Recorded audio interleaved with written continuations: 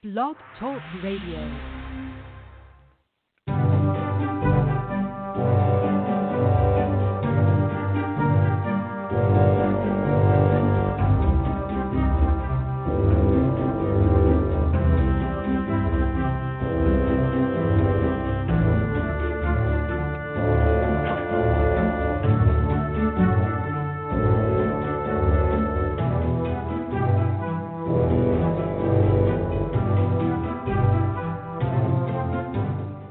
Good evening. It's time for the QLP Poetry Reading Series. This series is designed to showcase the works of poets from around the world. The host of the program is Dr. Michael Anthony Ingram. Good evening, everyone. Again, this is Michael Anthony Ingram welcoming you to QLP Reading Series. My very special guest tonight is Bill Cushing. Bill recently published a new book, A Former Life, as well as a chapbook, Music Speaks. Bill, are you with me? Oh, I certainly am. Great. Why did you publish these books? Well, of course, A Former Life was the one that just came out. Actually, Music Speaks is still in the works, but hopefully going to have that out pretty soon. I wanted to get the stuff assembled and see if I could do something with it, and see if there's sort of self-validation, if you will. I mean, is my stuff worth putting out there? And so I'm happy to have been able to get it, picked up by Finishing Line, and they put it out, I guess, last June. So, all right. Well, what was an early experience where you learned that poetic language had power?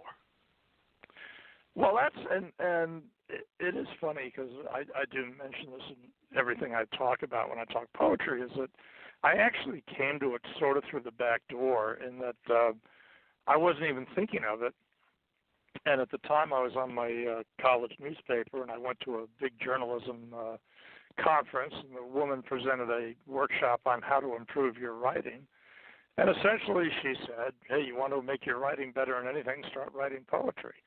And then she just talked about the idea of compacting the language, as getting as much use out of each word that you can, and the discipline of it. I kind of like that. And so that sort of started me, and then I got hooked into it, and now I've been doing it. Well, that was 1988, I guess, and so I've been doing it now for this last few years. When you think about poetry, so often we think about emotions. Do you think that someone could be a poet if they don't feel emotions strongly? Well, I don't think all my poetry is emotion. I think a lot of it is images too, but there's the emotion, I guess. I always liked. There was a woman, a photographer I knew in Florida when I was living in Jacksonville there, and Frances Driscoll was her name. And I always loved what she said. She says, to be an artist, you have to be of two personality types. You have to be sort of sensitive enough to be attuned to what's going on around you and find what's worth commemorating or putting into your art, and then you've got to be thick-skinned enough to have people criticize it. So, if you're going to get into this game, be ready, because you're going to have to be of two minds at times. Now, do you read your book reviews? Yeah, I do. And I've been very pleasantly surprised. Actually, I think the funniest I've seen, of course. I had a student when I was in Puerto Rico teaching high school. One of my students is now living in Spain, and he picked up the book, and then he wrote me later. He sent me an email and said, "Hey, look, I have a friend in England who writes poetry. Would you, I'll pay you and pay the shipping, and would you send him a copy?" I said, "Oh, sure, absolutely." So I sent it off. Well, it turns out the guy has a blog in England, and he wrote a review of the book and gave me some very kind words, I thought. I mean, it was funny because he says, "Look, I'm coming at it as a Brit, and so my sensibilities are a little different, but, so I don't, latch onto everything that's there, but, certainly he said, it's a worthwhile book," and I was like, "Oh, that's really great." I think the funniest part, though, was that I'm trying to remember the woman's name. There's a woman who runs a blog post and she does reviews, and she gave me a very good review too, I thought. In fact, she wasn't really impressed with the earlier book that I'd done with Chuck, the Notes and Letters, but she said, "Oh, this is a big improvement over it." I think mostly because of the thematic elements that went into this book, whereas the Notes and Letters is more a playlist for us when we perform. But I had to laugh because both those reviews came out about the same time, and what was it? He said something about, well, some people might not appreciate the overt Christianity that goes into the last few poems in the book. And her review said, well, the Christianity is a theme, but it's a fairly bitter theme. I'm like, well, apparently neither one of them got it figured out. So I'm keeping everybody on their toes, I guess. What for you is the most difficult part of your artistic process? What's most difficult? Oh gosh, I guess. Well, here again, I think anytime you have to take criticism, especially when it's something you really like, that becomes difficult. I guess the hardest thing for me is finding the proper form for whatever I'm trying to write. And I think that's where I play around the most, where I'll try something. For example, I try a sonnet that just doesn't work that way, and so I have to back up and say, okay, I still want to write about this topic, but obviously it's not going to fit this format, so I got to find another way of doing it. But I don't find editing difficult. I just find it challenging in trying to find, what's the right way to do it to get the most effect out of the piece. All right. Now a few technical questions before we continue. What piece of advice would you give to your readers about your work? About my work? Yes. Well, in particular, I always loved when I was at the University of Central Florida when I was doing my undergraduate work. I always loved that all my classmates there in the writing classes called me the blue-collar poet, which I said, yeah, that captures it pretty well. I'm not highly academic, even though I've been teaching in colleges and stuff for 20-something years now. But I don't consider myself. In fact, I always like to tell my students, is like, look, I'm not that mysterious, so it doesn't take much to figure me out. So I think that's the biggest thing is that I'm more caught up in trying to capture the moment for as many people as I can. And I think that was what I'm always going for. In fact, one of the guys who reviewed the book before it came out, Christian Golson, who's now, I think he's out of Arizona these days. No, he's in New Mexico now. The guy's all over the place.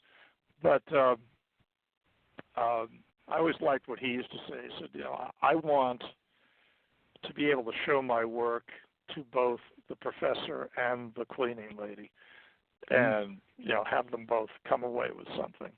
And I always liked that. Yes. I'm always trying to do that in such a way that you don't have to be. It's nice if you are, and obviously I do have some images coming from mythology and history and what else. But I always like to make it as simple as possible too. All right. Where can readers find your books? Well, actually now they're on Amazon, and then of course Finishing Line Press is the publisher for the former Life, so they have it available through their website as well. So you can get it either way. The new one I'm working on, Music Speaks, will be, and I'm hoping in about 2 weeks to have that out. I think I'm pretty much done with it. I'm waiting for the final copy to come through, what I hope is the final copy. And that is, I'm actually self-publishing that through Lulu, but it will also end up being on Amazon as well. And tell me about Music Speaks. Yes. Well, that's been a lot of fun because it actually was I entered for National Poetry Month this year. The San Gabriel Valley Poetry Festival had a chapbook competition, and I entered it in that because, of course, music is a big part of my writing. A lot of my poems deal with music and musicians and that kind of thing. So I sent this off, and it, I was very happy to see it did take the prize. All right. And I said, I like the material there, but I want to do something more with it. So what I did was, and actually I did send it out to a couple of publishers, and there was a publisher in England that wanted to pick it up. But when I looked at the contract, I said, you know what? They're taking too much control of the creative end of it, in terms of the production and the typesetting and stuff.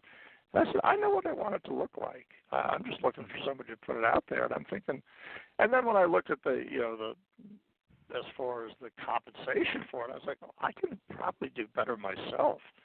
So I'm just doing it on my own and self-publishing it. And it's kind of I like to say I'm trying to make it a blend of both chapbook and kind of a coffee table book almost. With in other words, I have pictures associated with the poems there, with the different performers. Not all of them, but as many as I could secure the rights to.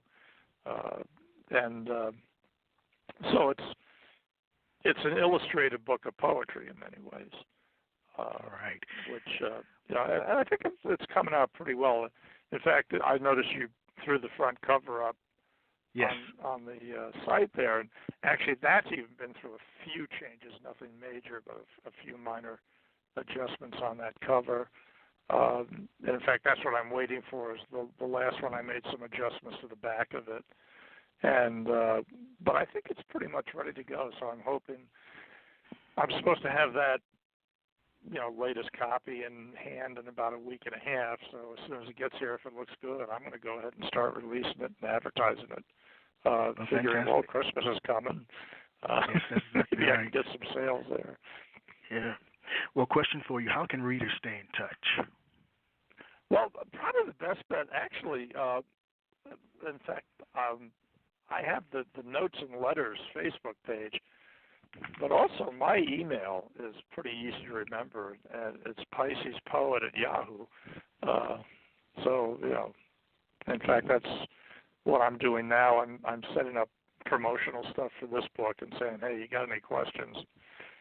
Shoot me an email at that email address. But it's like I said, it's all one word: PISCESPOET, and at yahoo.com. Pisces Poet. Now, yeah, I know that you're on the cusp of publishing a new work in terms of Music Speaks. What else is in the works for you? What else is in the works for you? Well, I'm sending out. I've got another one I've sent out, and I've got it at about 3 or 4 different places now, mostly contests. Another chapbook. I've lately gotten into the ekphrastic stuff, and there's a website out of Canada that I've been sending stuff to pretty regularly, and they've published a few pieces. So what I did was I put a book together. It's another chapbook. It's probably about 30, 32 pages long, and I'm calling it This Just In, and it's, what is the subtitle, is Poetic News, Fake or Otherwise, and going with that. And it's mostly the ekphrastic, where I've got the painting that it's associated with and the poem that came out of it, or the picture. And then there's some other pieces in there that I thought fit the overall theme of it sort of being a newspaper of my life kind of thing. Although it's beyond that too, actually, because a lot of the ekphrastic stuff gets into some very supernatural, otherworldly stuff.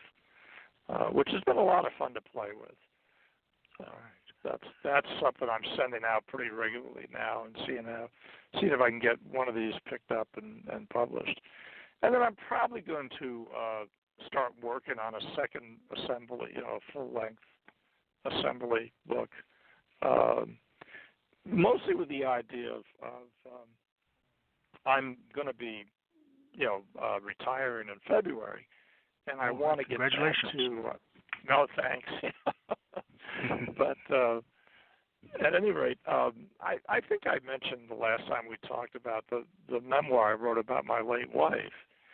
And I want to get back to that, and it needs a lot of work, and I just don't have the time between my course load and taking care of my son and, doing whatever else I want to do. So this way I can have the time to devote to some real hardcore editing, which is what it really needs. I've been working with this writing group now for several years, and every time I bring it in, of course, everybody just rips it apart, and I'm going, yeah, you're right. That stuff all needs to be changed. So it's such a major overhaul that I don't even want to try it on a part-time basis. I want to really devote time to it. Well, but you're here tonight to share your work. Okay. I do not want to keep the audience waiting. What we're going to do is take a brief break, and we'll be right back with Bill Cushing. All right? Thanks much.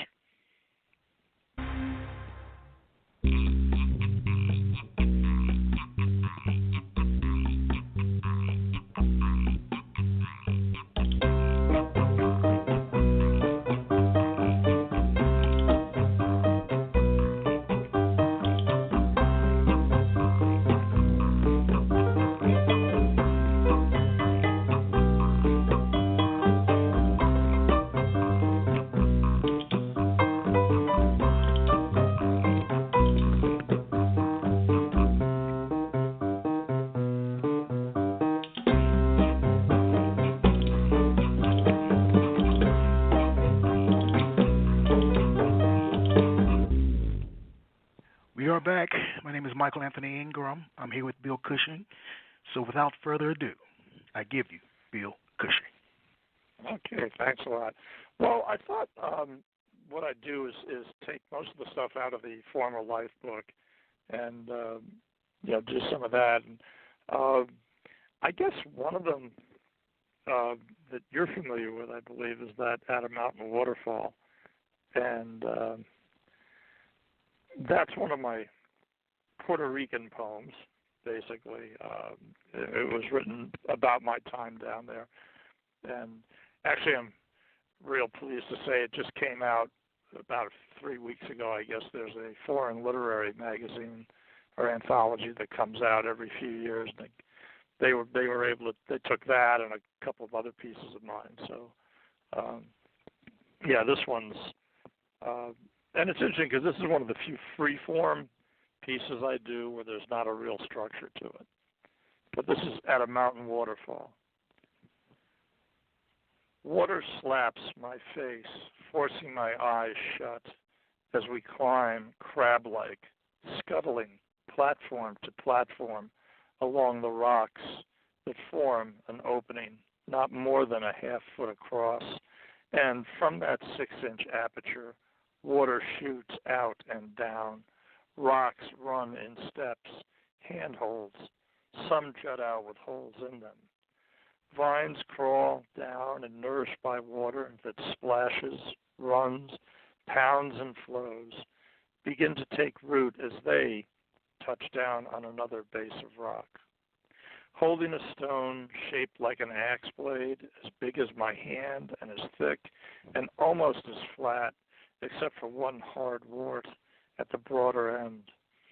Other men might have been here using rocks like this one, chipping them into tools and weapons. This island reminds one of all things primitive. And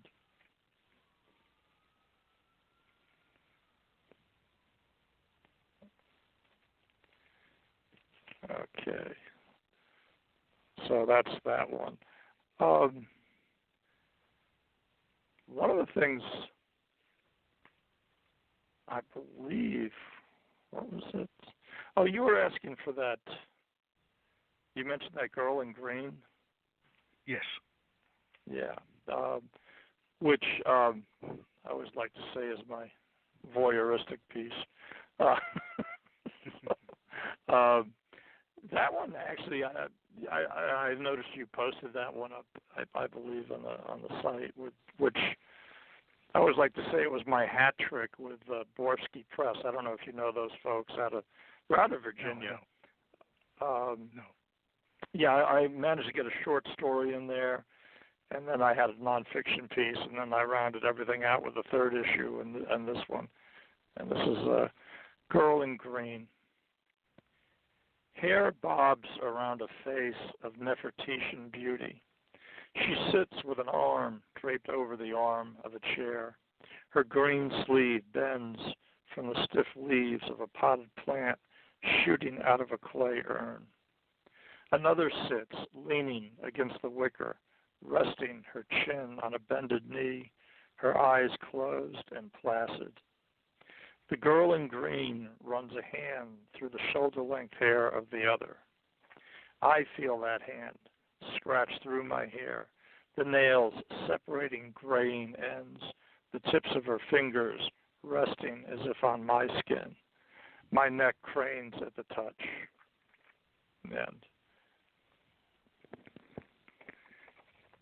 And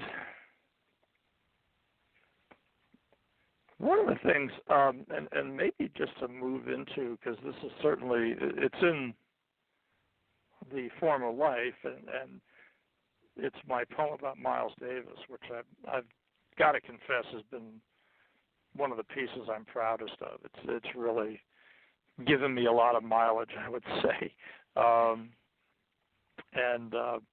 It's in the new book with a couple of images of Miles. But I thought I would do that one, which is in both former life and the music speaks. But it's actually, the title is actually a quote from Miles Davis. And it's, music isn't about standing still and being safe. Listen, 2 weeks after you died, 250,000 thronged by the St. John's River to hear the music you had spawned, hoping to see you, but even in death you never looked back. They were all there, Hannibal, Bird, Chick, Jojo, Red, Jocko, Bean, Dizzy, my favorite, Freddie Freeloader. Isolated you were a beacon, a flagship for messages of the heart, back to the crowd unbowed, that proud dance walk, announced by muted horn, that spoke and broke through all the bull and told us about a place, miles ahead of everyone else. You spent a lifetime thinking for yourself, speaking to every generation, playing it all, jazz, blues, funk, rock, fusion. Categories took a backseat to creativity and rhythm, space and feeling, spirit. I remember fourth grade, picking up a horn, then laying it down. Rock and roll was my world. What did I know? 7 years later, I heard. It was in the garden where you brought me back to music. I walked all the way home, miles from that train station, my head pounding with sounds, frantic fast as the subway I spent the night on, those African rhythms you used decades before anyone else even thought to, filling my head, letting me know I'd have it all down cold if I could walk as cool as the notes you heard, coming from miles. You had that thing, that style, that spark that was a blue flame jumping off a gas stove, igniting everything everywhere, touching the genetic resonant frequency in all. And I thought I'm going to veer into that book, That Music Speaks, because this is another one that shows up in that, and this is one I really enjoy. And once again, it's not too far from you guys. It's about U.B. Blake, which I don't know if, are you familiar with U.B.? Yes, I am. Okay, then you'll understand. For those All who right. don't, I always said this is a man who did life absolutely right, and the name of the piece is Blake Song, and it's all one word, just Blake Song. UB did it better than anyone, not just music but life as well. Sneaking off at 13, already pro, playing at a Baltimore brothel. He filled time for men lounging on couches, pulling slugs of whiskey from flasks, waiting for the girl of, if not their dreams, at least their choice that evening. Then people hummed his show tunes, but his true calling being the Rachmaninoff of ragtime. Long fingers doing what few can hope to, created perfect stops, gaps leading to rolling trills, rollicking dances on black keys, running along accidentals of flats and sharps. Later, I watched him play on that Manhattan stage as Alberta Hunter sang, both seeming unaware of the crowd gathered about them, he having a year for each key of his instrument, she 80, nearly 2 centuries of experience. I wasn't at a music hall that night. Instead, I stood on the edge of Mount Olympus, looking up, getting a chance to eavesdrop on gods of music as they played. And so that's one of the ones that's in the new one. What else? Well, I guess I should also, I'm trying to find some pieces that were in this.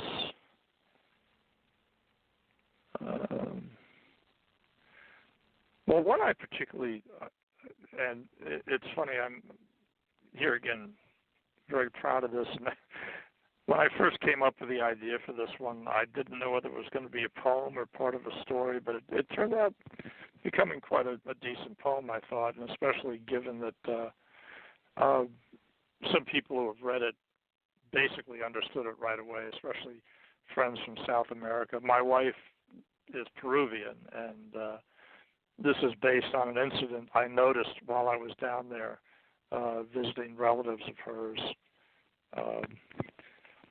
And it's called Two Stairways. The first greets guests as they parade through the foyer to a sunken living room. The steps, wide with carpeted tread, ease along gilded walls, interrupted only by staid portraits of patriarchs. Lips brush cheeks, besitos de cultura alto, as the gathering elegant guests follow the living room past a massive dining room table where innocuous ceramic buttons, doorbell fixtures strategically placed to summon the help from the kitchen that hides the second staircase, steep, jagged, and above all concrete. Servants with rough hands wrapped in skin, darker than the mahogany furniture they rub to a high shine, trudge between floors, carrying meals, laundry, lemon water, and imperceptible curses triggered by the buzzing commands. Worms of rage burrow deep into their hearts. And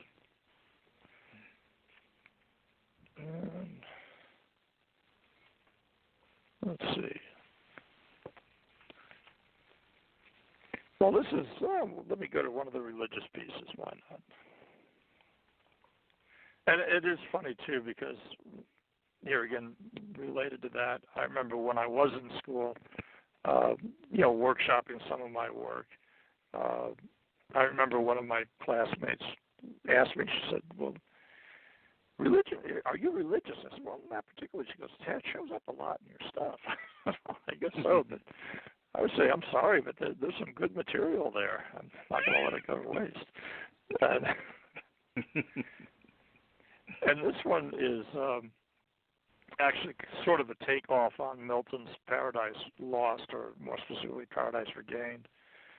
And it's called Apologia, which in the original Greek, of course, means a defense of. So this is Apologia, and it begins with the first commandment, thou shalt have no other gods before me. I, a fallen spirit, made a forced exit. Ultimate love for him led to this downfall, this condition of torment I now lead. Heaven then was ageless, changeless, forever and eternal, as I was, still am.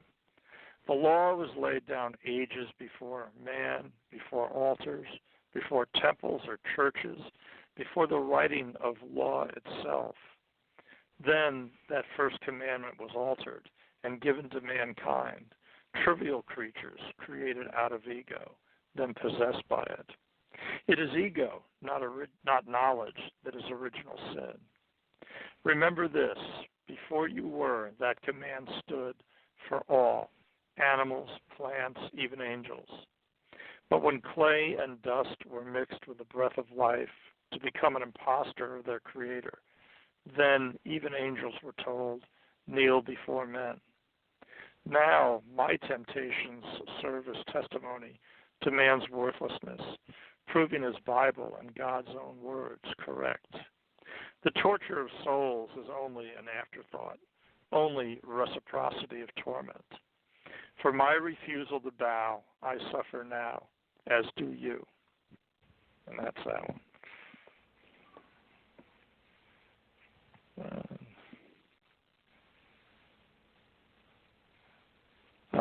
Trying to see what else. Well, this is, I think, yeah, you were mentioning this one, which another one I enjoy. I grew up on the water, basically. I was out of New York, and we lived on the, on Long Island Sound, and that's, a lot of my images, a lot of my stuff comes out of that experience. And this one, the Pelicans poem, I always like to say if there's such a thing as reincarnation, I'd like to put in a request. So, this is Pelicans. Slowly circling, the pelican drops like a stone into water. Then climbing the air, he stops, and with a single motion of wings, glides on the wind. And I'm trying to see. What else would be?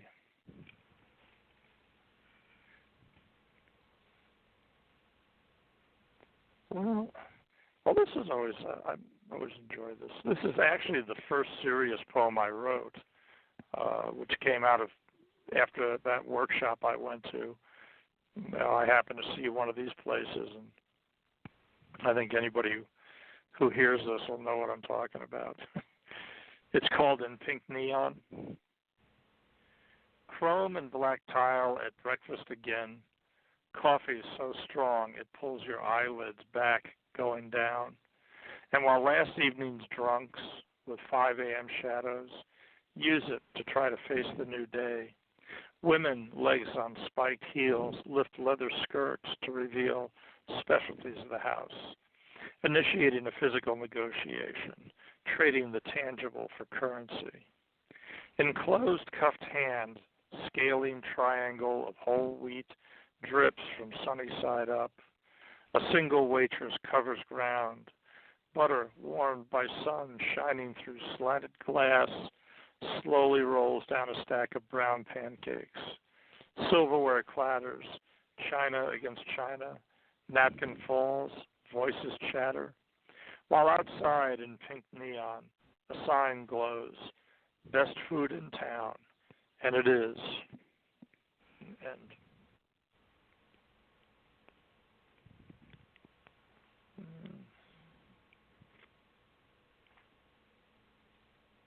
I guess,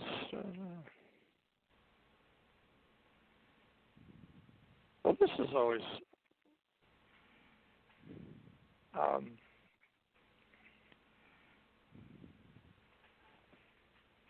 I don't know. Do you run workshops and that sort of thing? Yes, I do. Yeah, okay, because this is one, every once in a while, if I have to lead something, this is there's an exercise I love doing. It's a writing prompt that I think has really resulted in some interesting stuff. I've actually gotten 2 or 3 poems out of this, but this one may well be the best, and it's actually became part of an anthology of Southern California writers a couple of years ago, and I was very flattered by the fact that the publisher wrote me ahead of time and basically said, hey, look, I love this line in this poem. Can I use as the title of the book? And I was like, oh, are you kidding me? And so the anthology is called A Lullaby of Teeth. And this is the poem it came out of. And like I say, it actually comes from a writing exercise I did with some students that resulted in this. And the poem itself is called Alpha Dreams. The wolf bears fangs even when sleeping. Legs move in rapid dream twitches. Cheeks quiver from tickling branches that swipe his head. Leading the hunt, he chases with others of the pack. Sweaty fear fills his nostrils, and sanguine expectation tingles through his thighs. Nipping, then ripping at the flanks of a deer, they jump with him as one. Then the imagined pack straddles its fallen meal, dining without grace. A lullaby of teeth as enamel scrapes against bone, and the song of sinew stretching before tearing free from the cooling carcass fill his night. So that's that one.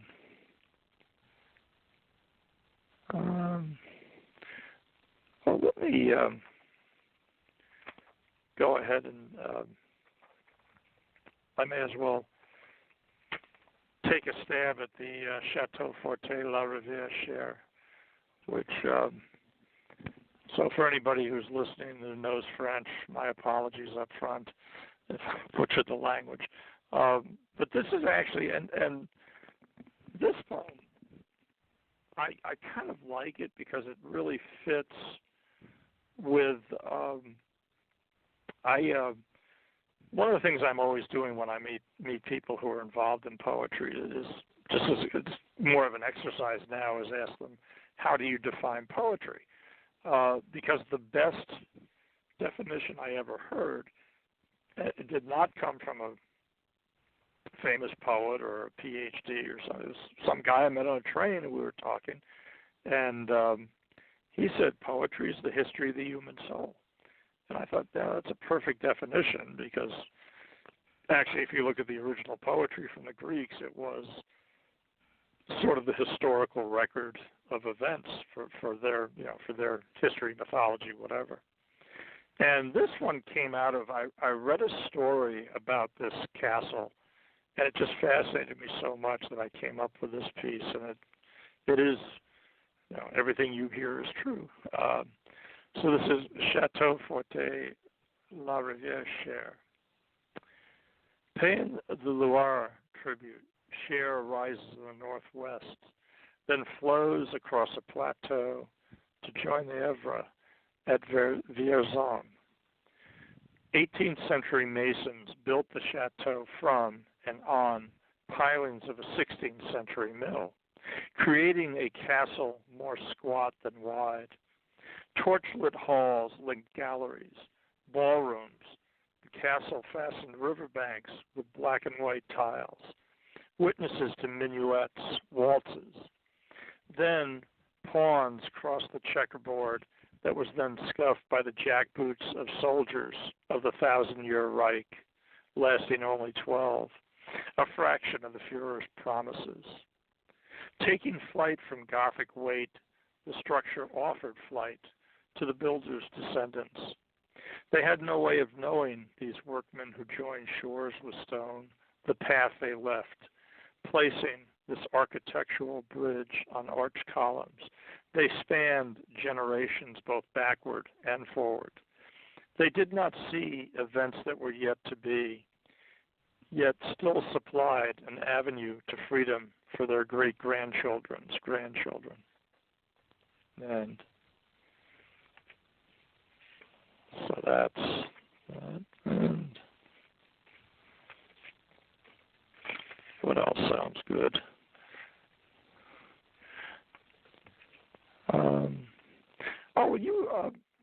I don't think I'd read this with you before, but this is one that actually came out of various places because of something I noticed.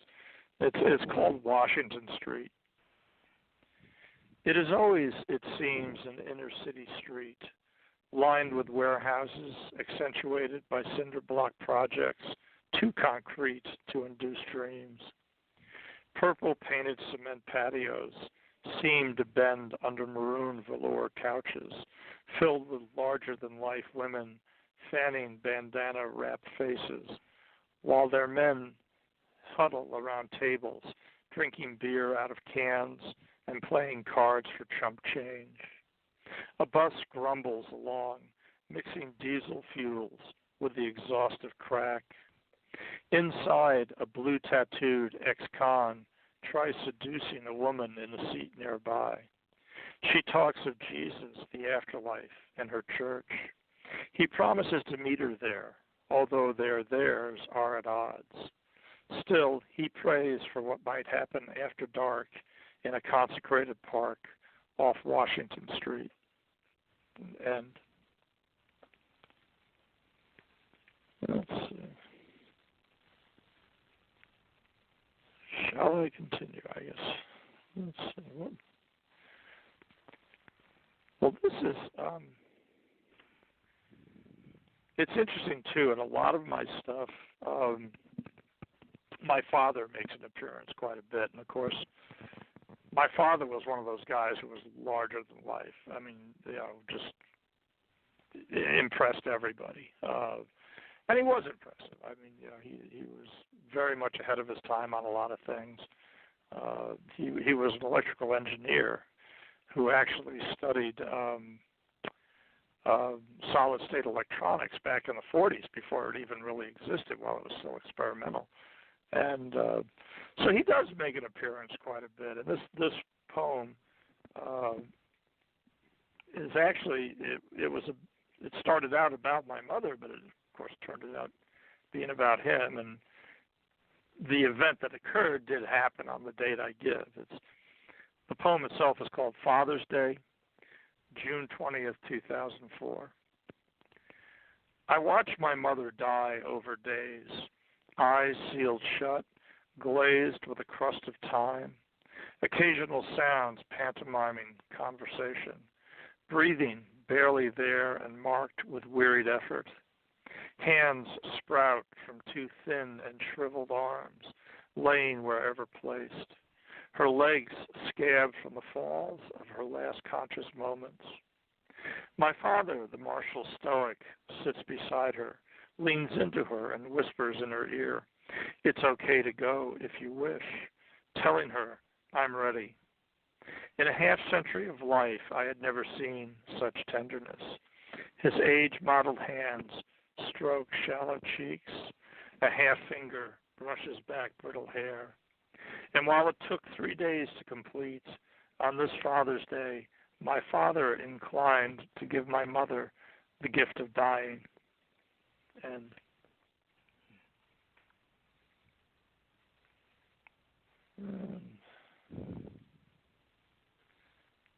let's see.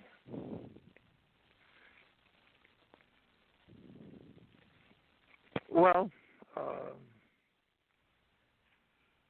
what else might be worth looking at here? Well, this is actually, and it is a kind of an interesting choice, I guess. I don't know how conscious it was on my part, but I did end the book A Formal Life, or Former Life, and the opening poem is called A Former Life. I mean, that's where the title came out of, was that poem. But the final poem is called Final Flight. I slept through those initial collisions, the twin explosions as steel and fuel met concrete and girder, for the final collapse into rock and powder of two towers, meant as monuments to the grandeur of their century. I saw it from a safe distance, not living through events except for my own recall. I can still note those, retrieve the day, but the singular image I cannot shed, the one that refuses to leave my head, is that of those people, the 200 left who, facing the option of burning alive, knowing at that moment they were indeed dead, chose instead, like Icarus, to spread their arms in almost welcome embrace of the quarter-mile journey back to Earth. End.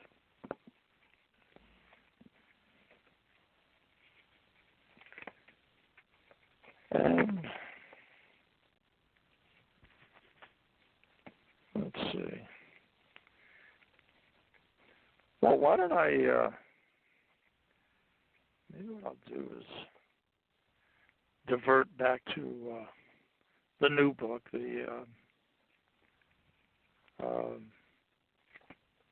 music speaks, and yeah, have I got time to do a couple out of that?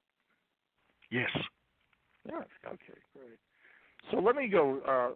Well, actually, it was funny because after the chapbook won the award, and I started putting this together.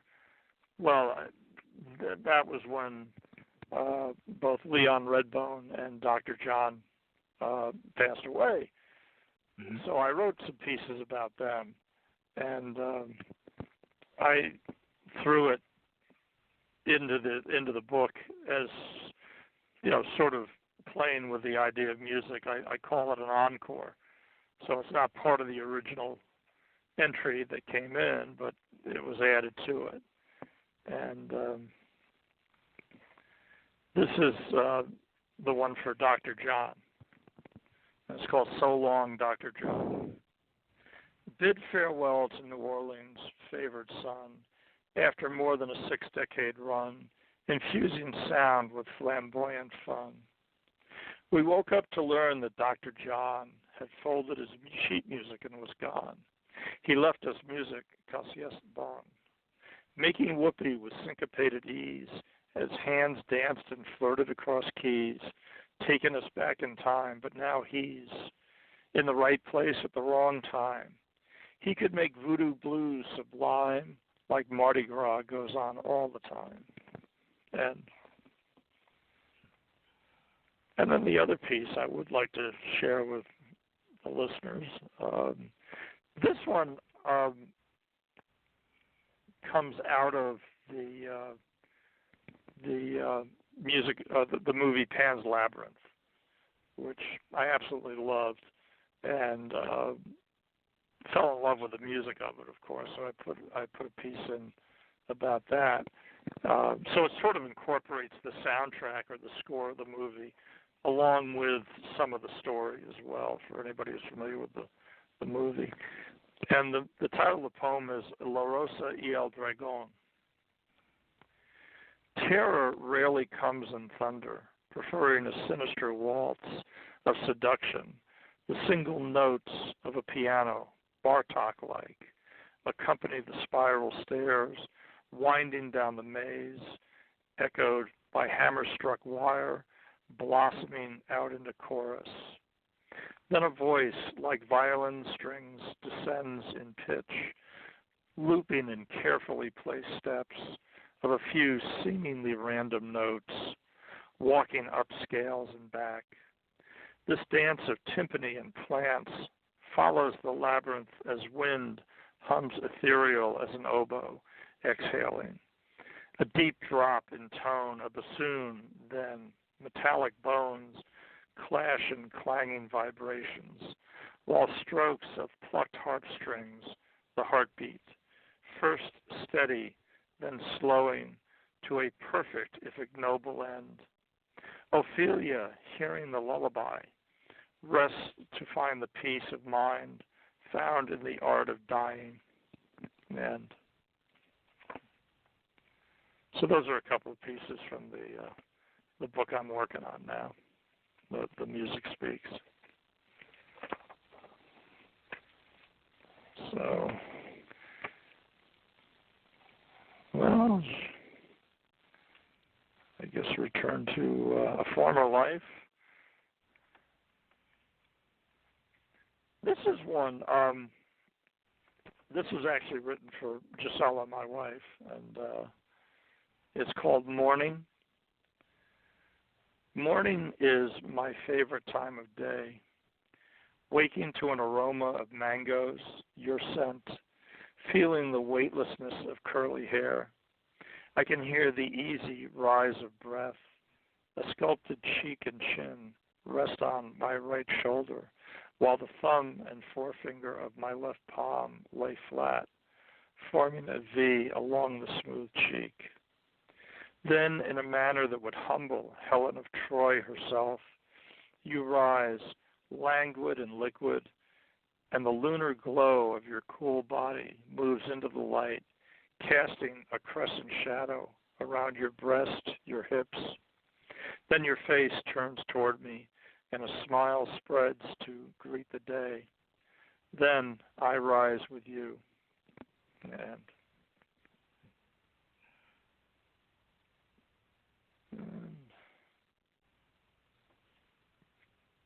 well, I guess it wouldn't be complete without something. Our son was, he's now 18, but still has a lot of work ahead of him.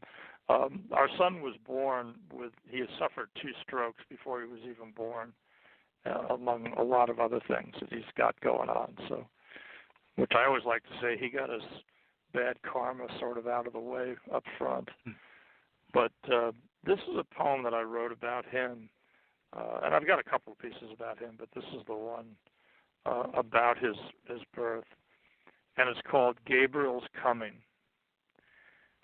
Things did not turn out as perfectly as we'd hoped. When the doctors extracted him from the womb, there he was, a twisted pretzel of a person, this child who was to be perfect, shaking and bloody as a wounded bird and not much different. From the bony shoulders, like broken wings, crooked arms splayed up to the curled hands that seemed jammed under a quivering chin, attached haphazardly to a crooked head. Hips perpendicular to a withered torso, legs running up the sides of a pruny chest. All these deformities from blood that had clotted in the brain, a stroke. So, a malady of the elderly became his personal anomaly. Blood-soaked, crooked, crying, and brain damaged. This was how we greeted our son. Yet, from those bodily barricades and out of that unquenchable panic came a boy who did not interrupt a family, did not join a family, but who created a family. And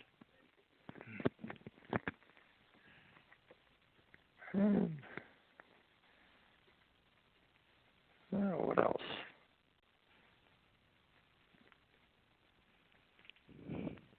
Well, let me go ahead and I thought it was here, maybe not.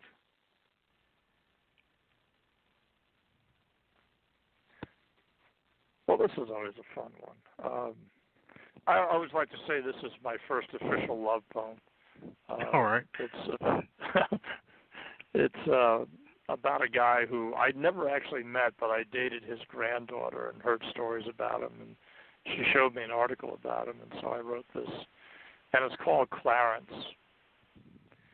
After a lifetime of farming, tending land and animals, you're retired, replacing the rich smell of dung with the moist scent of sawdust. You took up hammer and chisel to become a carpenter. You said, half joking, it was the best way to stay out from underfoot. You told that to a reporter from Ames. He wrote that should the Grim Reaper ever knock on your door, you'd invite him in for checkers, providing he was neither a Democrat nor a Baptist.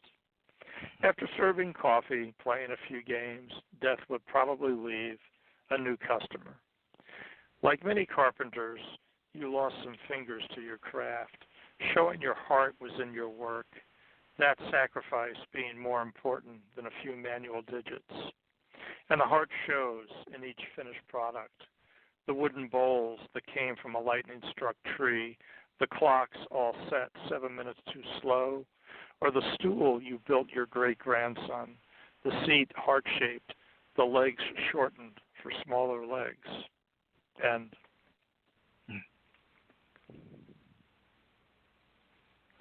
so that's sort of a sampling of what I got. Incredible. Thanks. I thoroughly enjoyed listening to you. No, Questions so for much. you. Yeah. What new information did you learn about yourself as a result of writing your books? What new did you learn about you? Jeez. Oh, I mean, not that it's a great revelation, but how much I've lived. All right. I mean, it is funny because I do, like I actually divided the book into 3 sections, people, places, and things. Mm-hmm. And the people section is pretty much chronological, not so much in terms of the writing, but in terms of the different periods of my life. And of course, the last poem being about 9/11, is also, a part of that as well. In fact, I did enjoy that the one review over the guy in Britain. He mentioned that even the places section is about people or their connection to place. Yes. But it was interesting because it was a way to look back, and I think anybody who writes, I think, is sort of doing that automatically. But certainly, I guess it becomes reflex when you hit my age. That's what you're doing, is looking back and what have you done, taking, assessing your own life and what went right, what went wrong, and what went wrong. sort of recording it. Mm-hmm. But and also I think just having had the discipline to sit down and work through the project, I think was interesting, because I've been writing poetry since '87. I've been publishing it. Well, I had a certain amount of success in the late '80s, early '90s, or through the '90s. Then, of course, when Gabriel was born, that sort of took us away from everything for quite a few years because of the work that needed to be done with him. But then when I returned to it, and actually it was funny because I got back into it, I guess I went to my 45th high school reunion, and it suddenly dawned on me, it's like, if you're going to get this writing stuff done, you better get going, because you're running out of time here. So that's when I said, I really want to do this. And here again, this is why I want to retire. It's not so much that I don't enjoy the work, but it's like, I've got other things I want to get done. And this is one of them, is getting the memoir about my late wife out, another book of poems, hopefully. Maybe I started writing a novel at one point. I'd like to try and get back to that. In fact, I'm even still, on occasion, throwing out a chapter or so, kind of as a self-contained story, but something could be worked into it. I've got all this stuff I'd like to do, and it's like, you're damn near 70 here, pal. You better start giving serious consideration to sitting down and doing this stuff. Well, you're serious. Again, well, thoroughly enjoy your work. And listeners, so if you need a book for the holidays, I recommend highly A Former Life. I recommend it 100%.